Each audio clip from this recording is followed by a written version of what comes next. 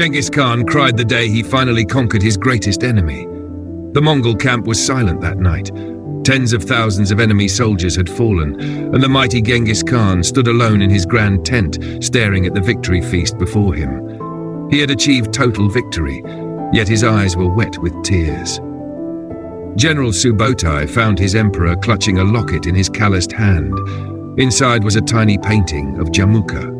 Genghis Khan's childhood brother-in-bond turned bitter rival. Jamuka had been his closest friend, almost a brother, before ambition made them enemies. Genghis had defeated Jamuka years ago, a necessary step toward ruling the continent, but in triumph, he lost a piece of his soul. "My Khan, our enemies are vanquished. Why do you weep?" Subotai asked gently. He had never seen the great Khan show sorrow. Genghis Khan's voice trembled, low and broken. "I have no one left to share this victory with," he replied. "I have conquered kingdoms, but I could not keep a friend." He remembered how Jamuka once saved his life on a frozen steppe, how they laughed under the endless sky as boys.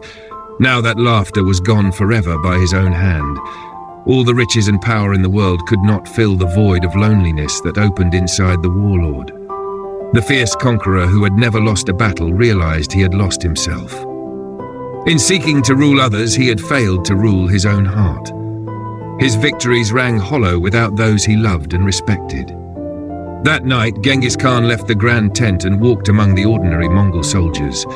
He shared their simple stew instead of the lavish feast, listening to their stories of home. He ordered that the families of fallen enemies be treated with mercy and given food and shelter.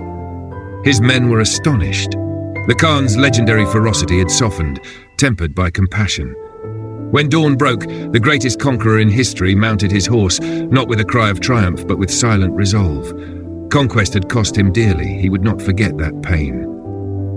Message: no victory is worthwhile if it leaves you empty and alone. In the end, true greatness is not in conquering the world, but in conquering the pride and hatred in your own heart.